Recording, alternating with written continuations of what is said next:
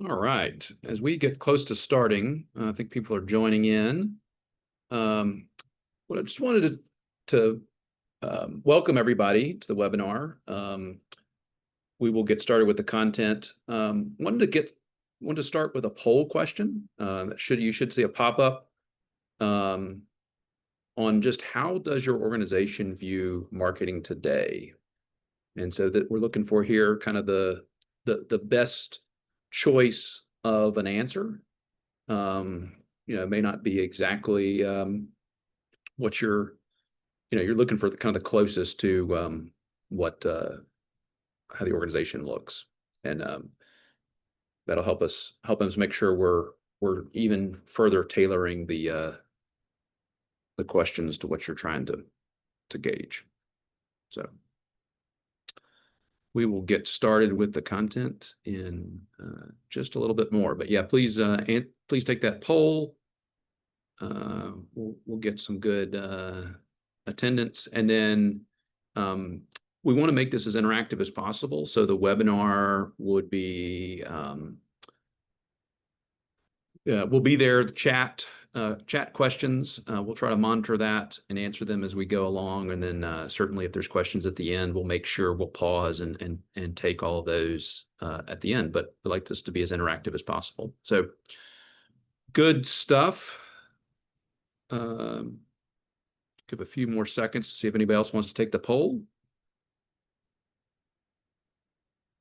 All right.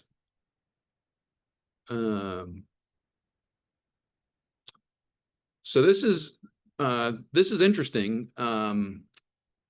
We basically got a split of the attendance. So more than half of you guys that are on the phone so far said your organization primarily views marketing as sales support. And then a few others mentioned it was either a tactical lead generation or a strategic revenue growth driver. And so that's awesome that you're already at a place where your organization views marketing as a strategic growth driver. I think you'll probably still glean some information on this webinar on just maybe a tuning thing. And then for those folks who are interested in really sort of changing the narrative and your organization, there'll be some really good stuff to consider that may be a ton going on. But as we jump in, there's this quote that we're pretty sure John Wanamaker, the retailer, said. It's a little bit you get different answers if you Google this, but the old idea of half the money I spend on marketing is wasted. The trouble is I don't know which half. Is a pretty famous quote from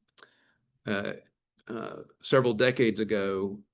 But the reality is today there's a lot more data that gets to actually knowing the impact. And so a better quote for sort of where we are today and then even charting the path in the future is from the author of Moneyball. And so this was a famous book that was written, it turned into a movie with Brad Pitt.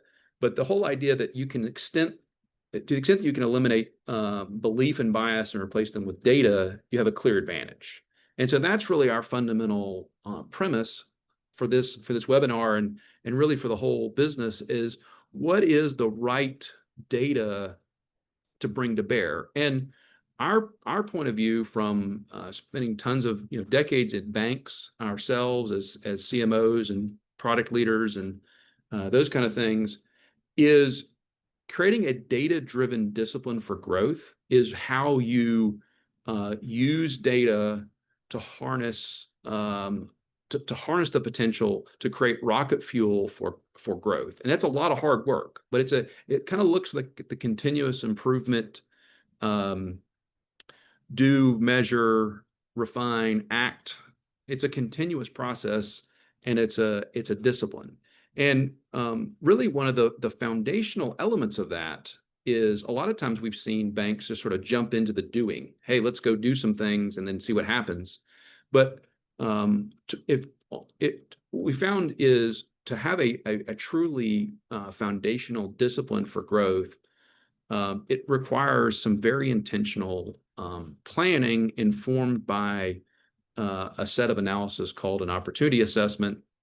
There's different names for this in the industry, but the Enfusion opportunity assessment is a data-driven assessment that pulls in not just data from the bank, but external data to inform, okay, really what are those biggest opportunities and also risks, and create a very robust set of foundation to have a planning discussion to say, okay, what are we actually trying to go accomplish? What does growth mean at our company?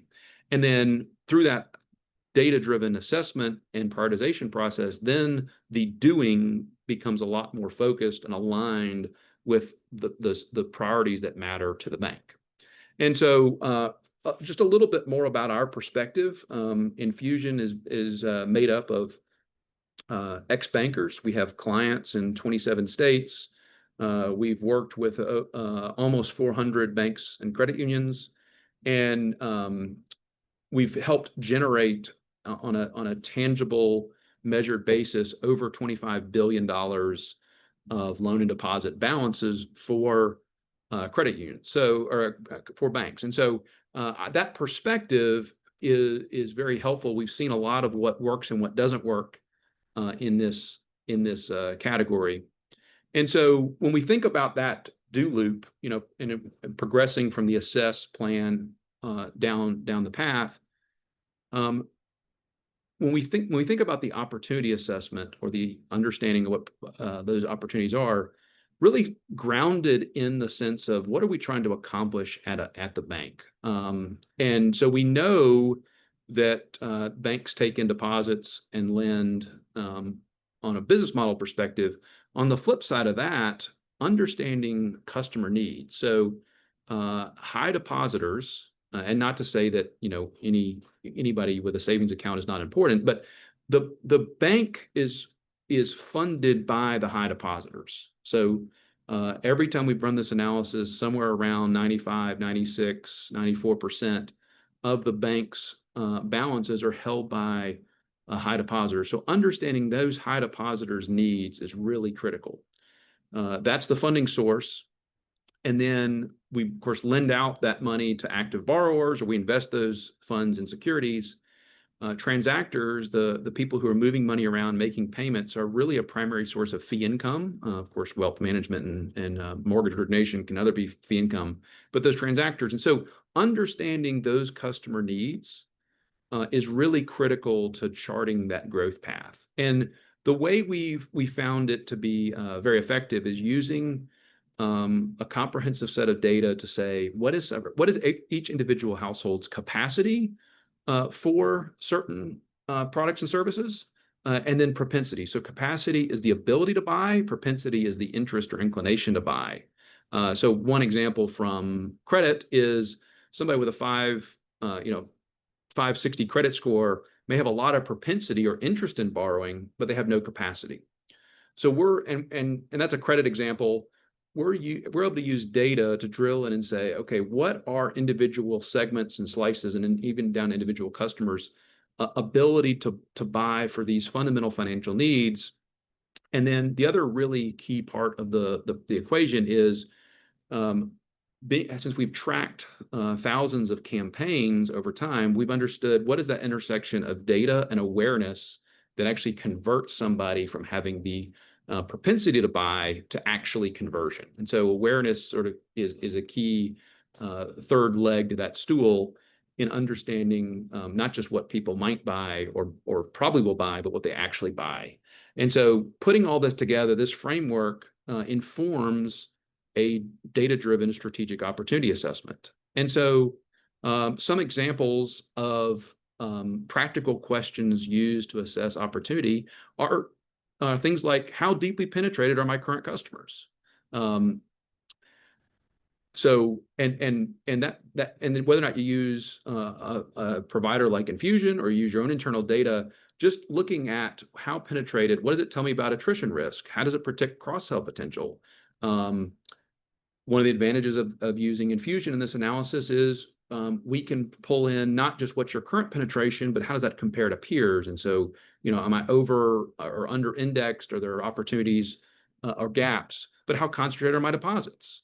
Do 4% of my households control a meaningful percentage of deposits? Is that normal?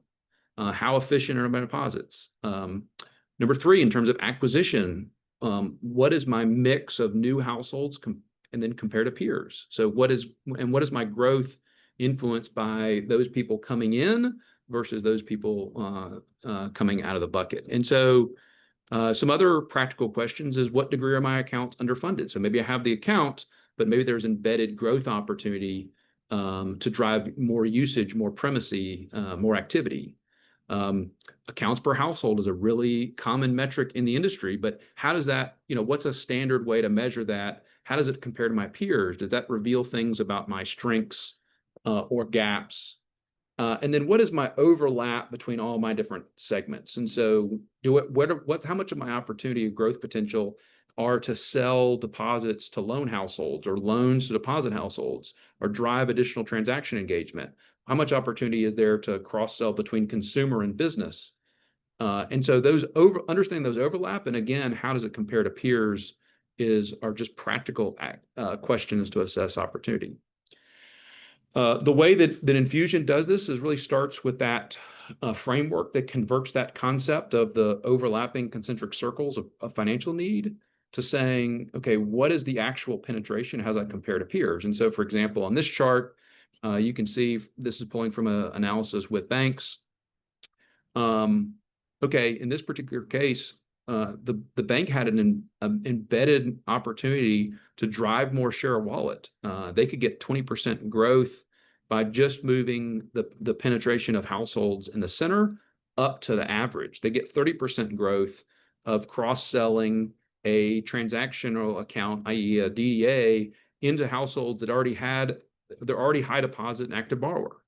Conversely, they had a relative strength in the transactional high depositors, so 4% above the average, and then on the transactional only. So this kind of data-driven peer assessment helps understand what are those big pockets of either opportunities or gaps.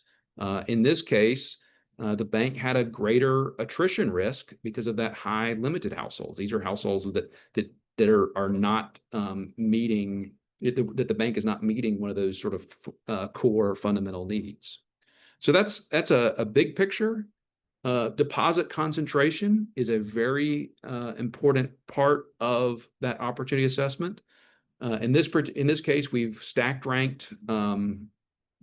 We've tiered the household deposits and said, okay, in this particular case, if you added up the first 4 rows, those high depositors households represent 35.9% of the total households. But if you went across the row, you'd see those 35.9% of the households represent 96% of the balances at the bank. And so that's going back to why it's so important where we say high depositors fund the bank. If you look at the other set of circled information there, the highest deposit households, those households with over $250,000 in deposits, have an average balance of $458,000. That represents 43.8% of the balances of the bank. That group is a really key group for both attrition and growth, right? So when you think about losing one of those households is 5 times as impactful as the high deposit households overall, and almost 100 times as impactful as losing a household with only $5,000 in deposits. So huge priority for attrition, for retention on those big groups, but then also growth capacity. And so when you think about the average checking balance of the high deposit household is $42,000. So when we can cross-sell a household that has that propensity, or actually already has even that level of balances, if we can cross-sell them a checking account, we're generating a checking account with a $42,000 average balance, which is worth, again, 10 or 20 times a low deposit household. Now, again, we know that, and this is not a matter of sort of all or nothing, but in terms of prioritizing, understanding what's the opportunity and prioritizing that, this is the kind of analysis that helps make sure that we're understanding what are those priorities. And you know, another element is expanding the base, right? So this particular case, the bank is about 12% more concentrated than peers. So they have some concentration risk. So another key strategy that this type of analysis can reveal is, do I need to broaden that base? Do I need to get more depositors so that I'm not as concentrated? That's a very tangible example of data-driven analysis. We can zero in to high depositors and understand what are their product penetrations. So, for example, you'll notice that, and you can see the average balance there is 42,562, is the same average checking balance on their side. You'll notice that it's a rich source of wallet, right? High depositors have a lot of capacity, so they're actively using savings, money markets, CDs. They're also borrowing. So high depositors may have a little bit lower propensity to borrow because they have cash, but when they do, they generate really nice average balances. And then they're transactional users, so they're using debit cards or using active debits. They may be using a credit card if you offer a credit card.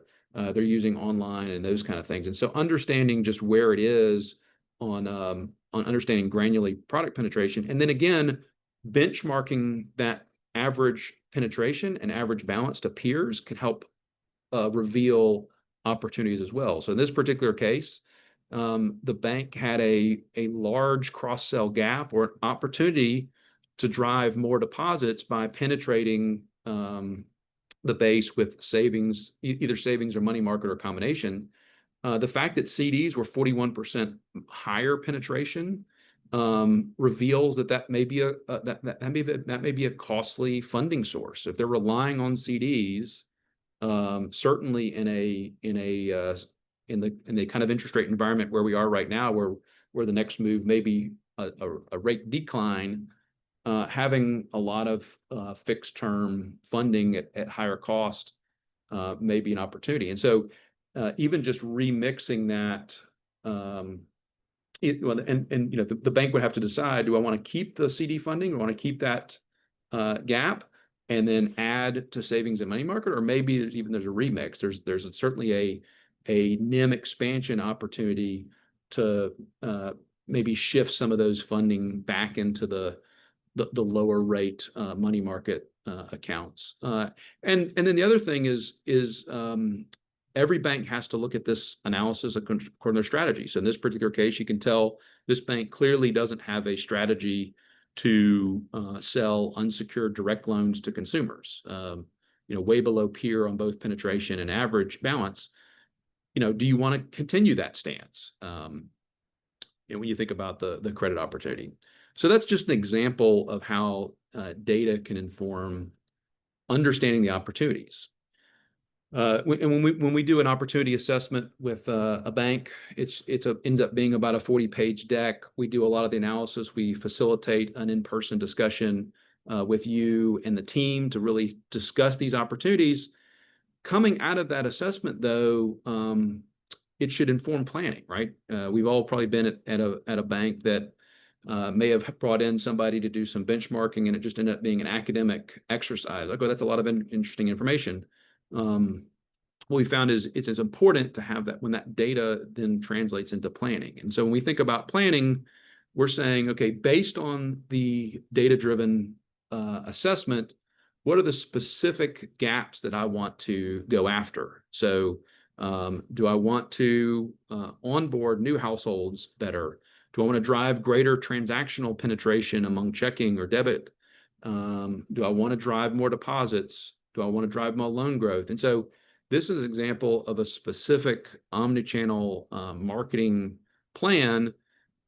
And you'll notice, I mean, a lot of times people think about the output of the creative, but you'll notice we're 15 slides in talking about data before we even start talking about channels and messages, because we want to make sure it's grounded in the data. And so, there's an opportunity to drive penetration to 10,246 specific households that do not have checking and have the propensity to add checking. And so in this particular case, we've identified that audience. We've said, let's create an omni-channel messaging mix to reach that. So we're using email, we're using targeted display, we're using an array of digital tactics, including social media, in a continuous improvement. So we have a high degree of confidence that 10,246 audience has the propensity to buy checking. We don't know exactly when, right? And so we want to get ahead of the game and build that awareness on a very continuous, relevant perspective. And so when they are receptive to making a change, we're already top of mind that they're considering us. And so that continuous improvement is really key to getting kind of a base hit every day when you think about the Moneyball example. So that's an example of planning a specific data-driven marketing program, and then backed up by a pro forma. So if we do these sets of marketing, what's the impact going to have in driving new accounts, driving penetration, driving balances? In this particular example, the bank has an opportunity to drive over $3 million in just NIM improvement by focusing on low and moderate cost deposit funding through this plan. And so understanding what is the impact on the plan, what's the impact on the cost, and the contribution to ROI is really key from a pro forma perspective in the planning process.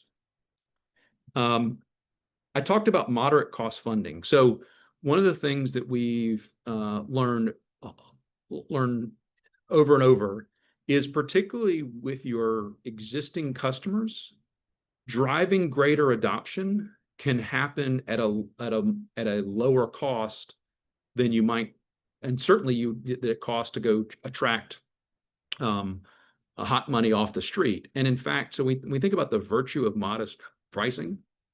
Here are 3 different specific tests run, same time period, and you'll notice very similar rate and term. And obviously this was from earlier in the cycle, but you'll notice that being top of market certainly drives a lot of volume, but at a lower new money percentage, 38% new money. Being more moderate, so 4.75 at this time was still a good rate, wasn't a great rate, but it was still a good rate, drove still very nice response, but look at that new money percentage, 96% new money. And so those banks that were taking a more moderate pricing position, in this case, had a 64 basis point, almost 1 percentage point cost of funds advantage, still generated the funding they needed, built a relationship. And then the other key thing is you're building a relationship not driven by rate. You're building it on your total value proposition.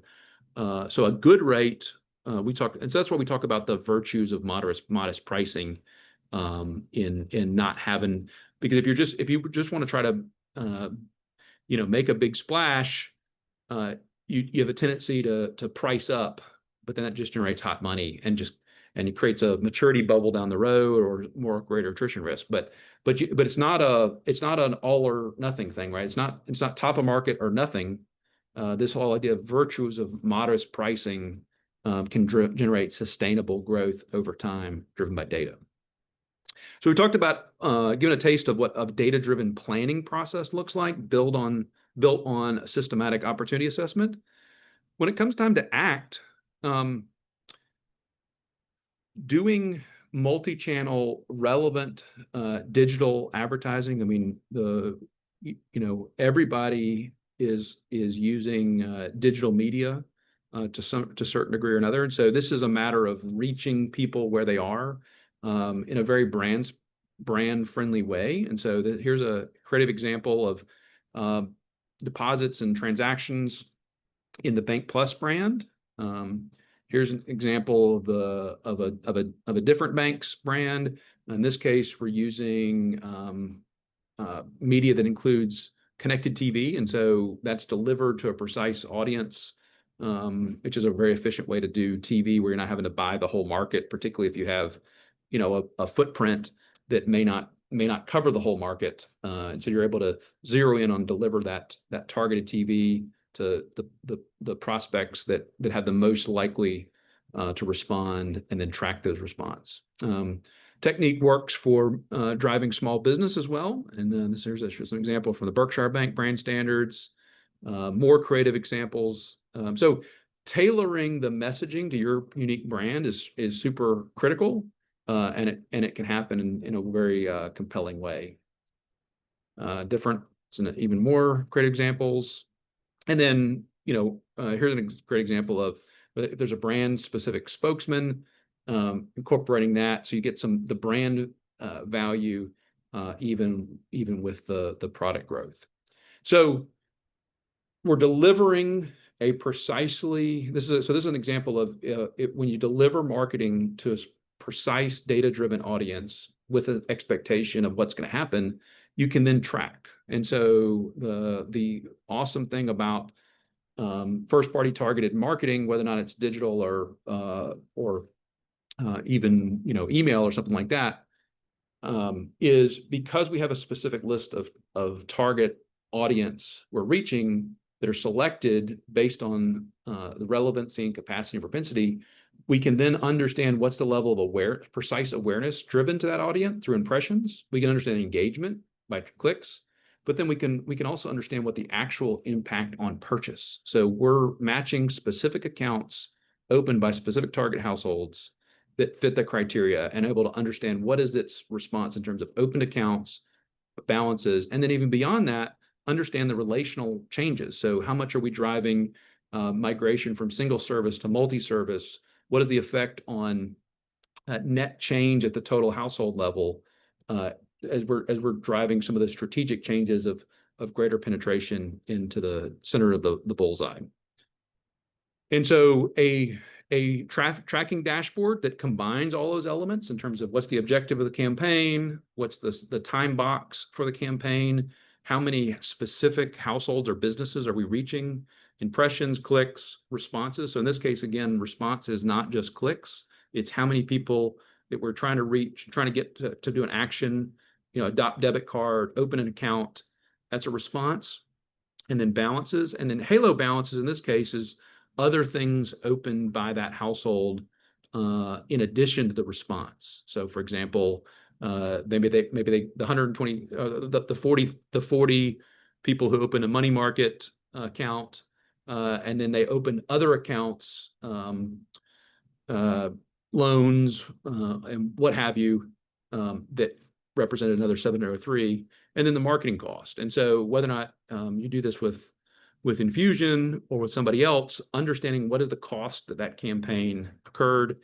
Infusion works on a pay per performance basis, so that's why you can see a fixed CPA. But then this client had a cap in place, and so when we hit the cap, we stopped charging for the CPA, and so that's why it went to zero, and they got free accounts on that dashboard. But whether or not you're doing it in a pay per performance structure or pay as you go, having that dashboard, really understanding what is my cost per account and how does that relate to ROI is really key. We don't stop with the dashboard though. We've also found it's important to periodically really zero in and unpack the drivers of that. And so, for example, and this chart is from a deep dive tracking review where we see that those households that already have $50,000 with the bank do have a much greater propensity. So 9% response rate versus 4.1% response rate. So more than double the propensity, but also the capacity. So the average responder is $63,000 for those the highest deposit households versus 24,000. So there's a propensity and a capacity factor in driving deposits. This is really illustrating that whole idea of the more they have with you, the more they have somewhere else. So we look at it on a response basis. We also are constantly testing different channel mix and offers. In this particular case, we see a multi-channel mix that included OTT TV drove $6,000 more average balances than an equivalent audience with a mix that included digital media and direct mail. We're looking also at the overall household change.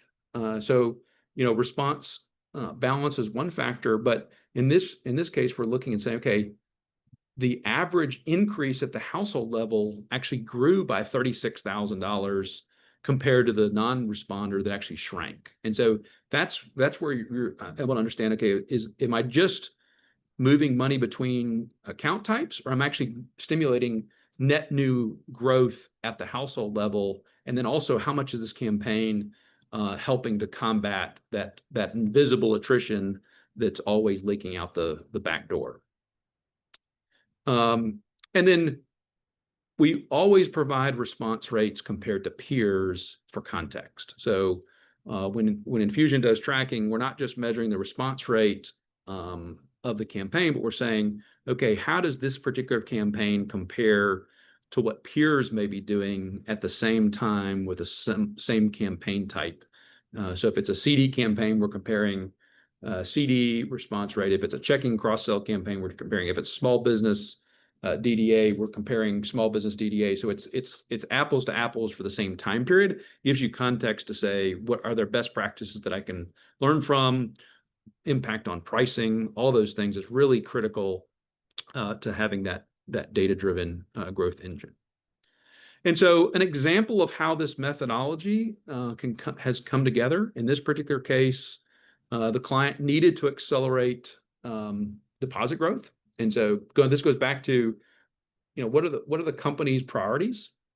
Our opportunity assessment process identified deposit growth opportunities of $264 million a year at 134 basis point contribution spread for $3.5 million in contribution. So that would help prioritize and dimension what is the actual opportunity that we're chasing together.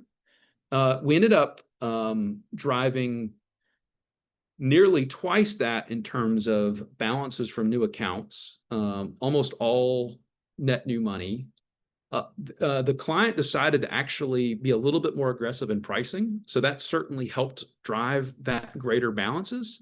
But you'll notice it still generated a really healthy, almost 100 basis points contribution spread. So cost of funds were favorable to what they expected by almost 100 basis points, 87 basis points. And so that the net of that drove $1 million higher profitability, or total positive impact from cost of funding of $4.5 million versus the $3.5 million projected. And so this is an example of applying that and applying that methodology, and then systematically executing and refining based on the tracking. So that's one case study. Another case study is the client needed to boost new to bank acquisition. So they wanted to make sure that they weren't just staying static, but we're actively growing the customer base. They were dissatisfied with tracking and accountability from the other options they had tried, and so we performed in the opportunity assessment. We performed a detailed demographic analysis, a lookalike, to identify the highest potential areas to start. And then when the program that executed, we improved, we boosted the number of new to bank households generated a year, 19% in year one, and that was after a declining trend. And then we achieved a very attractive $271 cost per acquisition within the first year. So measurable boost in macro results, and at a very contained cost per acquisition. So that's an example of how this methodology applies on new acquisition. And so, just some examples of the KPIs that we found to be really important in a marketing approach that generates fuel is, okay, what's the new to bank acquisition? We've generated up to a 79% improvement in new to bank households over time. What's my cost per account? How's that compared to peers? What's the impact on cost of funds? And we give the example earlier, and then payback. What's how long does after the campaign does it cost? Do I recoup my marketing cost based on the contribution provided? And so when we bring this back around in Moneyball, Michael Lewis pointed out that one absolutely cannot tell by watching the difference between a 3.0 hitter and a 275. The difference is one hit every 2 weeks. And so when we're talking about applying data, it's really digging in and driving the kind of incremental activity that may appear small, but it adds up to a huge difference in performance. So, a 300 hitter is a Hall of Fame hitter. 275 hitter is, of course, just kind of an average one. And so by taking these very intentional data-driven steps, you're able to drive measurable performance that adds up to something really significant for the organization in a way that is very cost efficient and doesn't risk the bank from a reputation or credit perspective. So that's what we mean by how data can drive growth or fuel growth at your bank. And so it absolutely should drive prioritized growth planning, right? Starting with what are we actually trying to accomplish on a annual or longer term goal? How does that relate to customer behavior and balance sheet at the bank? And then having a specific tangible plan that's accountable, and then having the tools and techniques in place to be able to measure performance against that plan and financially accountable for what are we spending, what are we getting out of that, and then a discipline, execution, and refinement driven by tracking. And so that's really critical. Infusion is delighted to partner with many banks by helping them accomplish aspects of this discipline, really, and it's really not a substitute. We view it as we become a critical partner to the marketing team to help enable these type of activities, and then we put our own money at risk with a pay-per-performance billing structure option that we invest our money because we believe so much in the methodology and the outcomes, and only get paid when we help you accomplish your goals. And so I'd love to answer any questions you may have. You can be sure to chat that as we've gone through the process. We've allowed a few times here a few minutes here at the end for any questions. Yep, let's see here. All right. Question, go for it.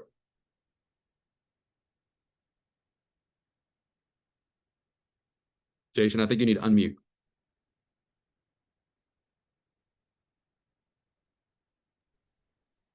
He may have just hit it on accident. Okay. Yeah, Jason, if you meant to raise your hand, great. Oh, there we go. Didn't mean to. All right. Well, if you have questions after this, we will, of course, send this deck out and recording to everybody who attended. But if you want to, and so, feel free to reply to us there, or we will, and we'll follow up, or shoot me a note, dmarks@infusionmarketinggroup.com. We'd love to talk about how to help you apply data and really fuel growth at your bank. Thank you.